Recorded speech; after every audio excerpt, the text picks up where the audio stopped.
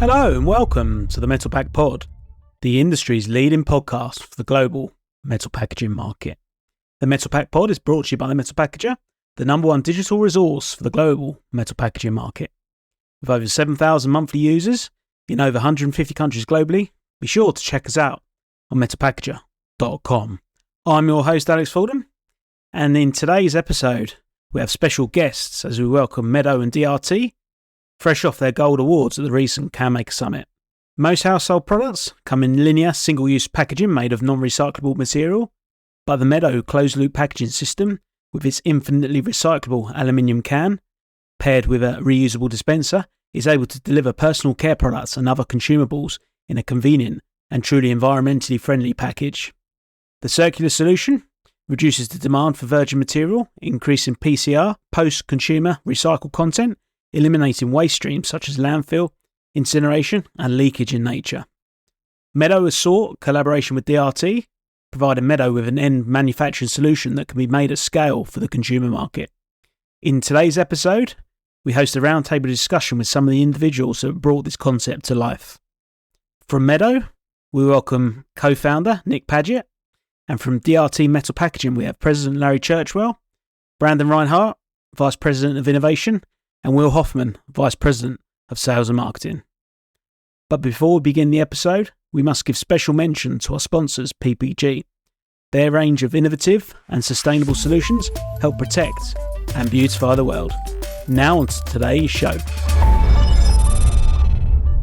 Good afternoon, Larry. How are you? I'm good. Excellent stuff. Yeah, very much looking forward to a follow-up from our podcast that we did 2 or 3 months ago, but a lot's changed since then. So perhaps you can give a bit of an overview about the exciting new announcement in terms of acquisition, and then also we'll get into why we're here in this beautiful location. Yeah, thanks for having us back. So since the last we talked at MetPack, I'm happy to announce that DRT acquired Custom Machining Corporation, CMC, and their liner systems. So we're adding that equipment to our portfolio, expanding our value proposition in the end making space.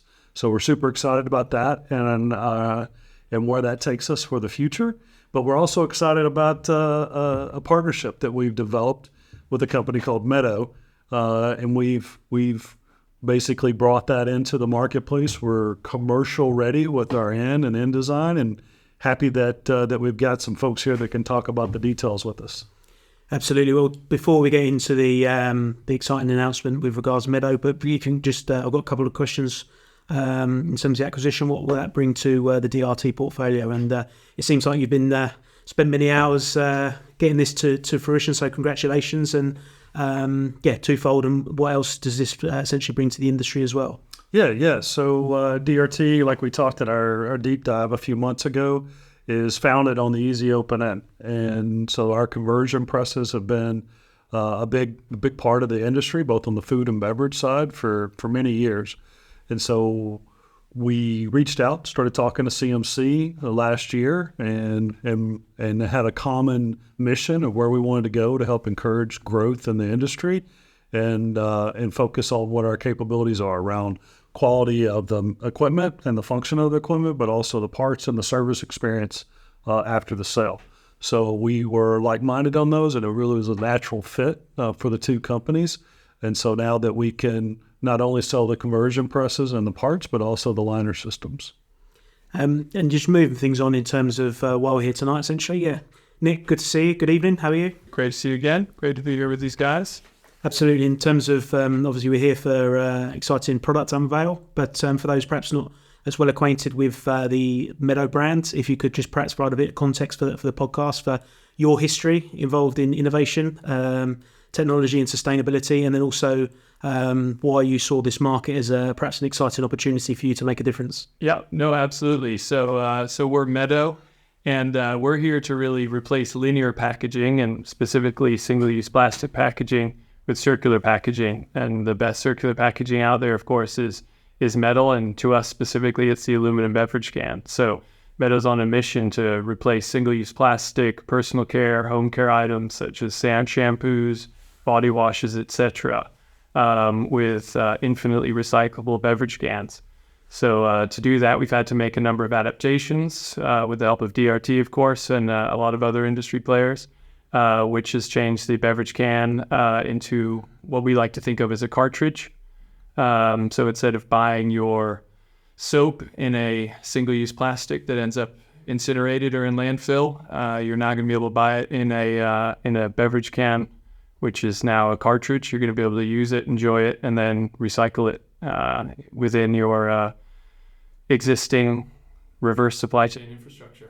It seems like industry feedback has been excellent so far as well. We're here off the back of the Canmaker Summit, which has been this week, and congratulations last night with a couple of awards. So for those who are not at the event, if you could perhaps provide a bit of information about that as well. Absolutely. No, was very, very honored to be welcomed by the industry like this.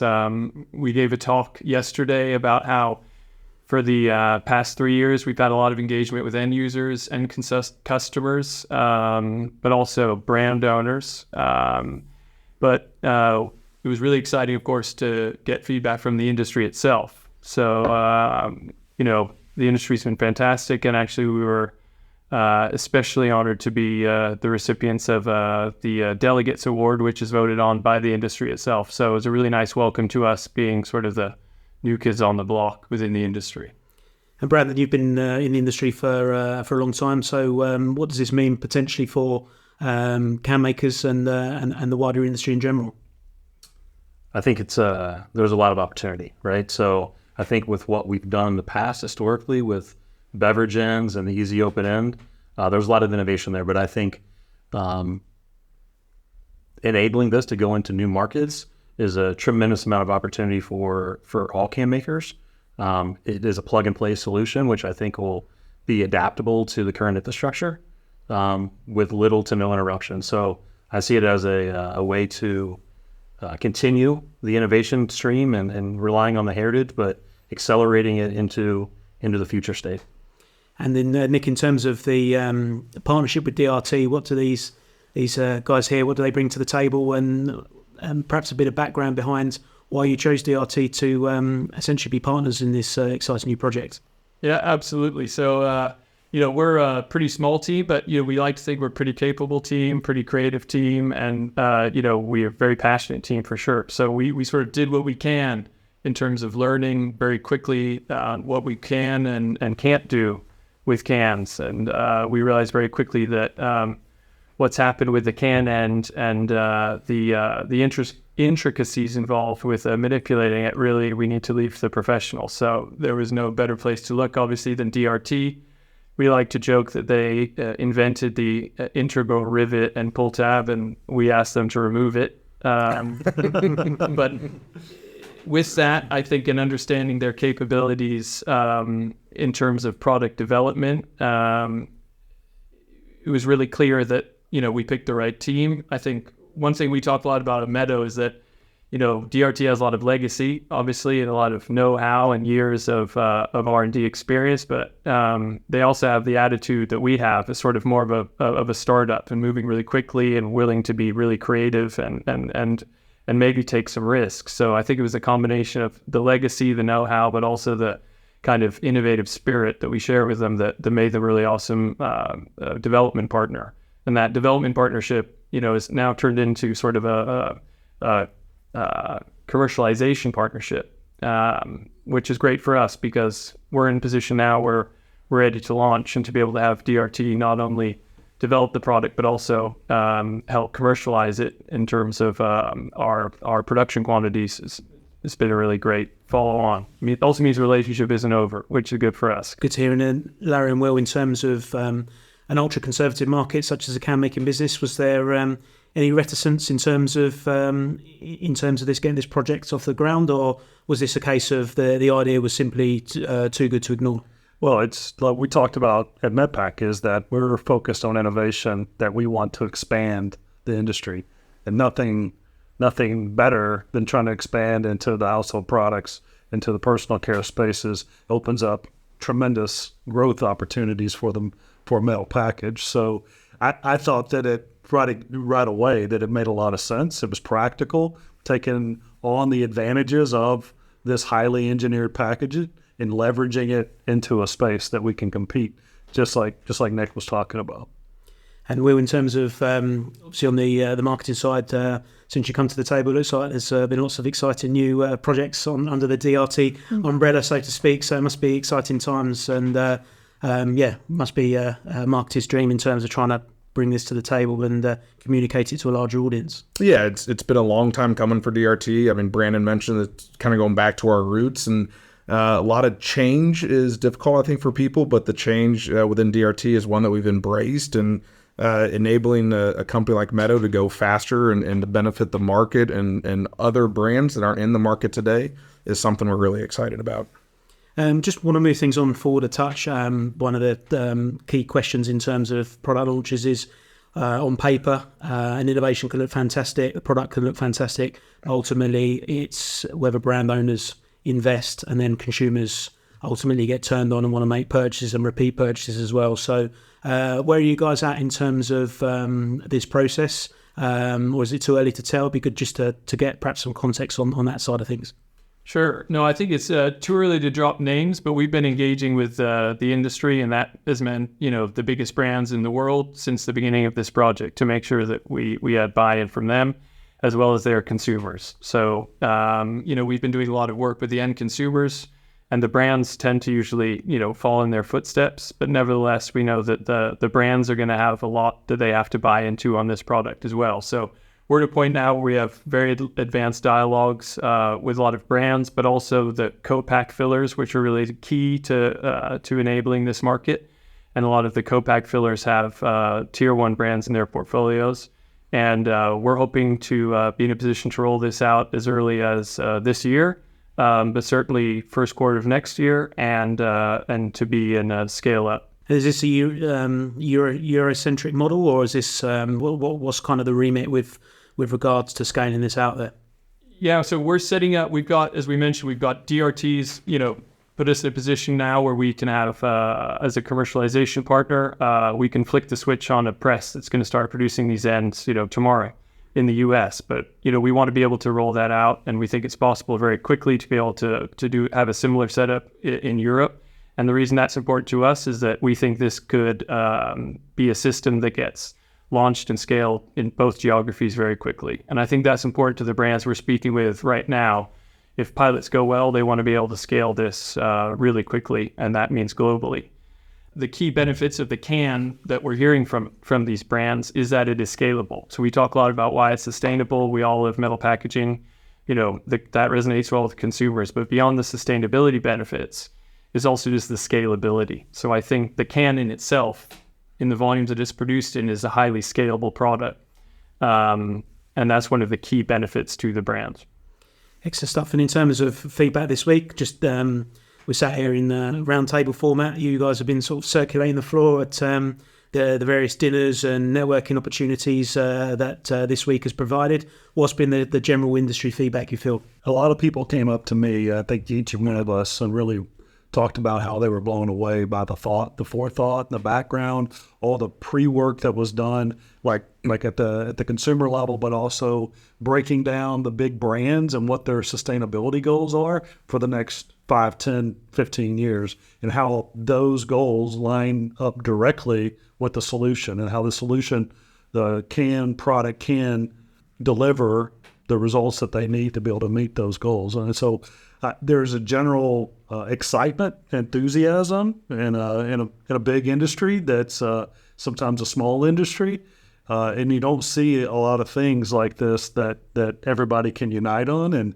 it felt like, especially with the award that we got last night, like you were saying, is that the delegates voted, and we got, what we heard was a pretty sizable vote count, and just in general, it was just a lot of excitement in the room last night.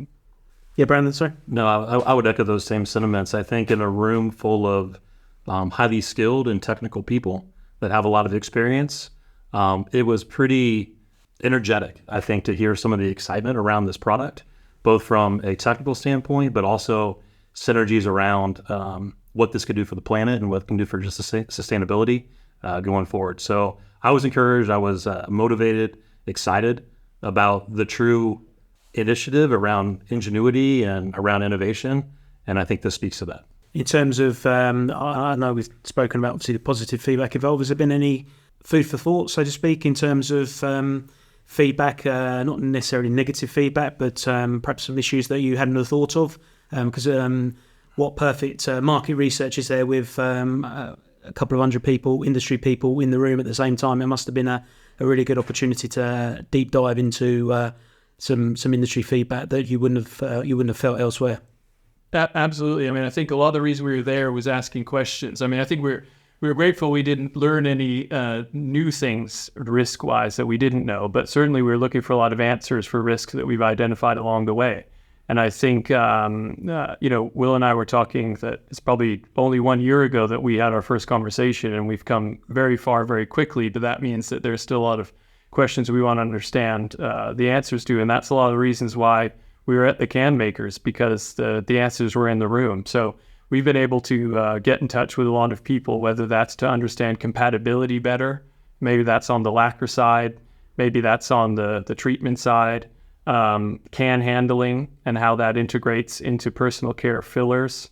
There was a really good question asked last night in terms of who's going to take this product on. Are you going to get the beverage fillers to convert over to filling personal care content? Or are you going to get personal care fillers to convert over to beverage equipment? The answer was, and still is, it's likely to be the personal care fillers because they're a bit more adaptable.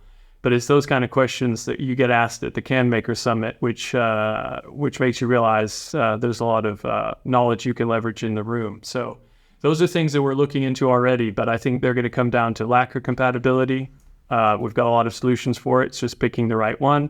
It's going to come down to onboarding can handling into personal care filling lines, which again, there's a lot of solutions to it. It's picking the right one and also introducing the right people together. So one thing we mentioned last night, which we're well aware of, is we're trying to bring together two mega supply chains. It's the can making supply chain, which is global and well established, and it's the personal care filling supply chain, which is global and well established. And they're very similar in a lot of ways, but very different in a lot of ways. So those are the challenges that we're starting to chip away on, but we've made good progress, and thanks to the event over the last few days. This question to the DRT team, really. I mean, in terms of premiumisation, we've seen it at length in the beverage can market. That is definitely an appetite from particularly young consumers to spend a premium on high quality beverage produce. What about the personal care market? Is there the market for this in terms of scalability? I'm just quite curious in terms of particularly in tough times when you only have to look at the news and you have inflationary pressures, cost of living crisis, etc. In terms of, and that's just a couple of issues that have been earmarked recently. Is that a potential problem or maybe problematic in terms of a launch such as this, or do you think consumers and particularly younger consumers are definitely interested in products such as this? I think, so I'll take that. I think young consumers are more conscious of the impact of the environment. And when you look at a plastic container for soap or shampoo, there is some premiumization that can happen with that unit that is inherent with a beverage can and really the package that Meadow is putting together as far as the cartridge on the outside. So we're excited for this. I believe when you look at the cost of the full package that Meadow's put together compared to the plastic that's out there, there is room for that premium effect that young consumers will appreciate and follow with their pocketbooks to invest and be more sustainable in the products that they use. Is there anything you guys can share in terms of pricing point as well, just for context? Well, I think we know to win, we're all here, and the reason Meadow started is to try, make a dent in the problem with all the single-use packaging and plastic waste. So we're here for sustainability. That's why we're doing this. But we know that the consumers aren't going to move just on sustainability alone, and we have to win on convenience, and we have to win on price, and we have to be price parity. What we've learned and we're really excited about, and again, why the can is so perfect for this market, is that the can, because of the years of innovation that have gone into it, is so optimized that it's cost competitive on a cartridge level with the refills that you see in the market. So, and I think it has to be for it to be a success, and it's been a goal of ours since the beginning. So while we found on the positive side, a lot of people are willing to pay more for it, it doesn't mean that it's going to have to cost more to the brands themselves. Packaging coatings from PPG draw on our company's 140-year history of innovation. We never stop improving our solutions to meet the evolving needs of can makers and the marketplace. That spirit of innovation results in technology like the cradle-to-cradle platinum-rated PPG Innovel Pro. PPG Innovel Pro is the latest enhancement to the world's #1 non-BPA beverage can coating. It still doesn't use any bisphenol ingredients, but experienced can makers report that it now sprays like an epoxy. Follow PPG Packaging Coatings on LinkedIn or visit packagingcoatings.com to learn more about why PPG is the coatings partner for can making excellence. And I suppose as well, just as you're speaking about it in terms of the gift care market, perhaps over seasonal campaigns, etc. There's infinite amount of uses that this could provide as well. Absolutely, and I think we might start out by launching within premium markets, and that's not because the cost is high. It's just because that's the segment that we think we have really good traction in because of the premiumization effect of the unit. But one thing we also wanted to comment on related to that is that there's a lot of cost savings and material savings by keeping the dispenser. So for the listeners that can't see the product or might be unfamiliar with it, once you're finished with the product and you've pumped out all of the content, you simply take out the cartridge that's now empty and dispose of it with your current recycling system, whether that's putting it in a reverse vending machine or your curbside recycling, so your existing recycling infrastructure. And then, of course, you reload your fresh cartridge back into the dispenser without making a mess and without needing to decant it through the top. So we call it mess-free refill. So the idea is you put in a new cartridge with that really satisfying opening sound, unlocking a brand new cartridge, and recycle your old can, which now goes into your recycling system as if it were a soda can or a beer can. It means that you're keeping a dispenser that you've invested in, but that investment could also come with new features that the brands can unlock, and it adds some loyalty to the products, which means that consumers will continue to replace the product to match the dispenser that they invested in. And in terms of on the recyclability side, some feedback that I got during the last few days has been in terms of potential impact on the waste stream, because you know what it's like in terms of waste where you might have shower gel bottles or food containers, and it's always that 5, 10, 15% at the bottom of the container that gets left. Is there any impact on the waste stream there, or is that something you've thought about in terms of the recyclability side? No, it's a great question. So, residual left in the can, it's something that consumers care about, it's something that brands care about, and it's something that the waste stream cares about. So it's one of the first things that we looked at. So we just really wanted to make sure that there was an acceptable level of residual left in the can. One of the sort of happy accidents about using the beverage can is that we think that we know rather that it actually directs a lot of the residual content at the bottom of the can down to the foot of the can. So there's a dome on the underside of the cans, and the material, what's left over, flows down and gets gathered in the bottom portion of the can and makes it really easy to pump out. So we actually think the can performs better than the single-use plastic bottles that it's replacing. And for us, we need to make sure that from a value point of view as well, the consumers get every last drop out of the can. In terms of engagement with the sort of the reverse supply chain, we made sure very early on that these were going to be compatible, when it's remelted back into new cans. So we talking with the smelters to make sure there was no issues, which there's not. But also with the reverse vending machines, which are very popular in Europe and especially Sweden, where we're based, where consumers take their products back into store to get their deposits back. So Nick, just in terms of the product itself, believe you got a little demonstration for us, which was obviously a success last night. But it might be I know we are. This is a podcast, an audio podcast after all. But perhaps if you can demonstrate the product at work, that'd be fantastic. Sure. So one of the key points for us and the starting points for us was our design principles, and we really want to use what's already there. We don't want to invent things unnecessarily. We also want to do more with less, which is why it's great we're able to remove the pull tab, take away the rivet. These are production efficiencies, material efficiencies, etc. And then there's the make sure that it's convenient, easy to use, and inclusive. So one of the first things we looked into was the grip strength of, an 80-year-old female to make sure that it was easy to open. And that inclusivity also comes into the can. One of the things that the listeners probably won't be able to see is the major change we've done to the can besides removing the rivet and the pull tab, and that's the introduction of what we call the daisy top. And the daisy top is a corrugated rim that gets put onto the seam of the can, and that does a number of things. But the first thing it does is it's a very striking appearance that differentiates from beverage. So we want it to look like a can so that people know exactly what to do with it when they're finished with it. But we want to make sure it doesn't look like a drink and doesn't look like something that's ready to consume. And the daisy top does that by visually looking like something that doesn't invite you to put your lips on it. But also it's tactile. So perhaps for the visually impaired, if they pick up something they think is a beverage and you touch it, you realize that it's not a beverage. Also looking at it, that doesn't look like a beverage. And even if you were really, really motivated to get inside it, you couldn't open it without the dispenser system.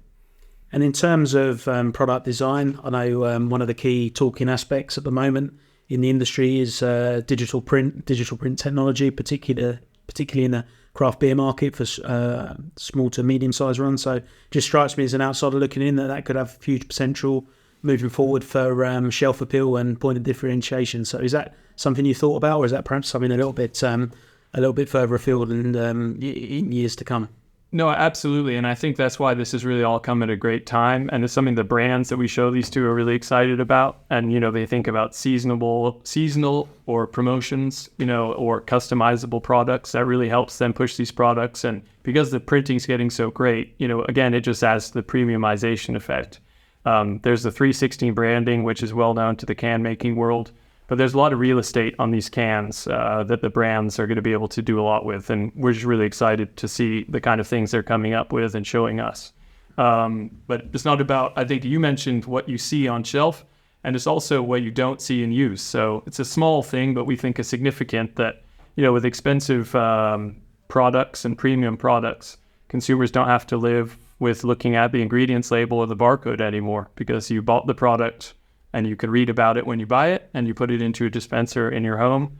And the important thing to the consumers with the dispenser is that it looks good, it's easy to clean, and it fits within their home. So, yeah, something just one of the other questions that I have here is all too often in perhaps all levels of business, and also maybe in this industry as well, words such as sustainability, innovation, they're thrown around sort of laissez-faire. They're mentioned so often. You look at all press releases, they mention these terms, and the more they're spoken about, they almost lose their value and lose their meaning. So I'm quite interested to deep dive into that in a little bit more detail. So do you guys, from the DRT side, do you see this product as truly innovative, truly sustainable? And some context to that would be appreciated. Yeah, thank you for the question. I believe it is innovative. I use the term in our four walls, and I'll use it outside in this case. There's nothing wrong with what we call incremental innovation, but we really want impactful innovation. And I think this is the product that's going to deliver that. We've got some things that we're in the discovery phase on that are really exciting, and how we can actually continue to grow this product that is sort of a wait and see. But we got some things in the pipeline, I think, that are really inspiring and really going to help penetrate.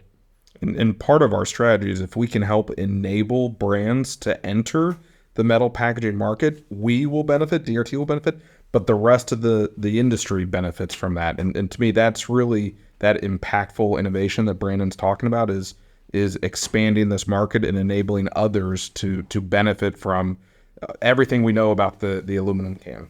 That's a good point, because all too often it's my frustration in the metal packager, but also a lot of our customers' frustration that they have exciting new developments that they want to talk about, but can makers are notoriously secretive in their operations, and being able to talk about exciting strategies and exciting things going on, they're not able to do so. So the fact that we have something here that other partners from outside of this industry can perhaps get involved with, I think that's potentially really exciting as well. So that's a good point. Yeah, I mean, one thing we're pretty proud of, and again, as the new kids on the block, is that we think that there's a battle. We see a battle between plastic and metal packaging on the beverage side of things, but now we think there's an opportunity for the metal packaging to go into the plastic domain outside of beverage. Where plastic is leading the way, unfortunately, with single use, which is personal care and beauty.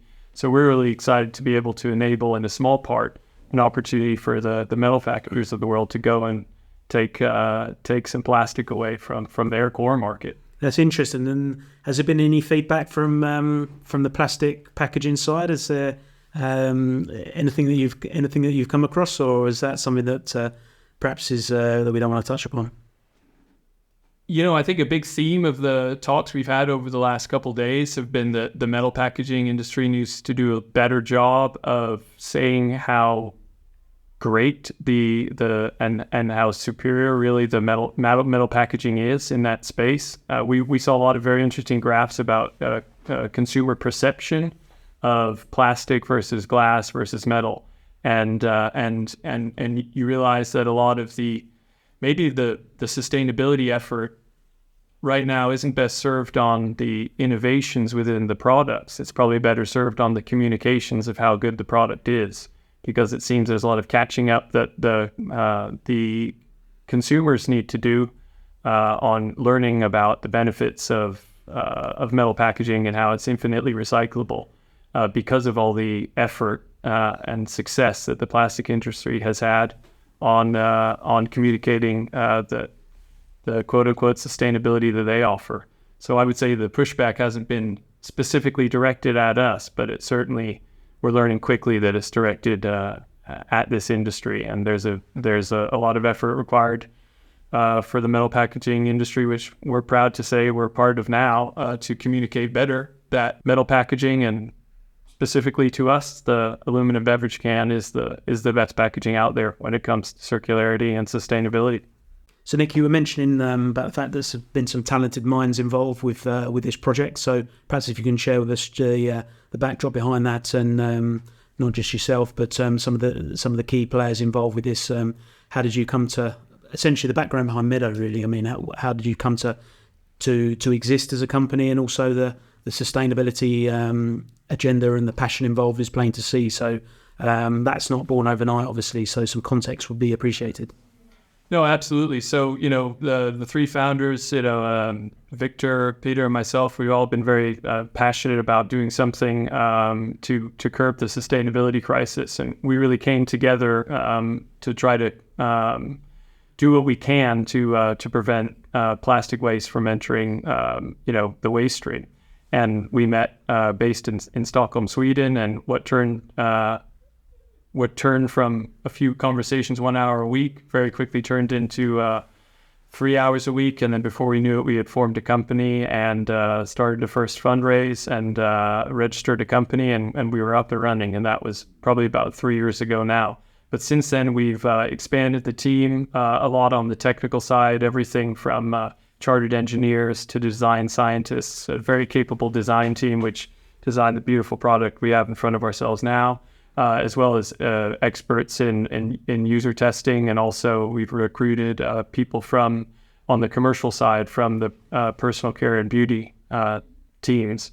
But of course, we leaned heavily on DRT, and I think Brandon's going to introduce some of the people that we really consider team members ourselves on the DRT side, who really helped us get this over the line.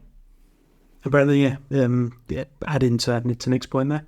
Yeah, I appreciate that. I'm incredibly honored and proud to be leading a very passionate, and I don't use that word lightly, because the folks that we have behind the scenes that are really doing the work are driven, they're dedicated, and they're passionate people, and they believe in this product. And led by Paul Clips, our R&D manager, who's done a masterful job, I think, of taking this and executing the project. And Elijah Perkins, who's new to the industry, but very driven. And I think he's learned how to execute and how to deliver a really fast development cycle on time and on budget and on performance. And I think that's been an invaluable lesson. And I think it sort of segues into the synergies around Meadow as a brand. So yeah, you're hearing my words on the podcast, but really it's the actions of the people behind the scenes that you're not hearing that made this a reality. And Larry, well, when we were talking a few months ago, we mentioned about the fact that not that DRT historically had stagnated as a company. That's probably not the right terminology, but certainly in the last 2 or 3 years, it's been a real, certainly in terms of the acquisition of DRT, it was a case of looking to invest perhaps new energy, new vigor into the company. So this this collaboration with Meadow comes at a perfect time for the company to really drive your agenda and your issue with the company strategy moving forward. Yeah, we definitely wanted to be able to focus on new innovation for the company, and that had not been a focus in the past. Although it was the foundation of Dayton Reliable Tool from the very beginning. So we're getting back to the roots of the business, and there's not a better example of what epitomizes what our strategy is going forward than the Meadow opportunity.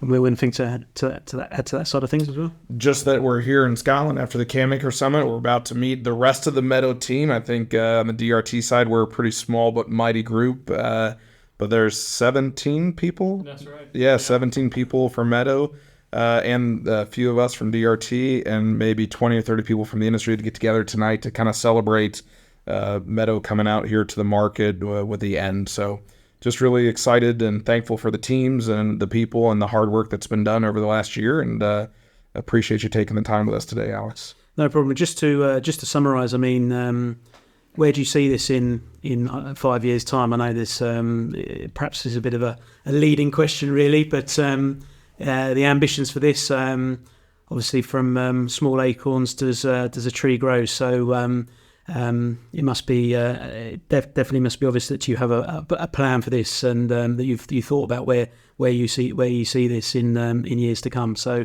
is that at the foremost of your mind, or is it a case of just to wait and see how things progress? I mean, I think we have no choice but to wait and see, but I think the agenda is very clear for us. I mean, we picked a beverage can because it's something that's efficient when it's produced in the billions, and this is a market, and we know we're only going to make a dent in the waste crisis if we're making things in the billions. It's fine to sell a few products here, and there's a lot of products out there doing their bit, but the beauty of the beverage can is that if you wanted to order 1 million, that's a small number in this industry. So our motivation is high, but we think for the right reasons. It can be scaled quickly, it can be scaled globally, and at really, really high volume. So I think, in terms of numbers, I think the sky's the limit in terms of what the industry can handle. We know there's 400 billion beverage cans produced a year, which is exciting for us and the brands that we're speaking with. And in terms of product categories, we mentioned we're launching with personal care and beauty, but within 5 years, we want this to be in every room in the house. In terms of on the DRT side, we've had some exciting new announcements. I know we mentioned the CMC acquisition earlier.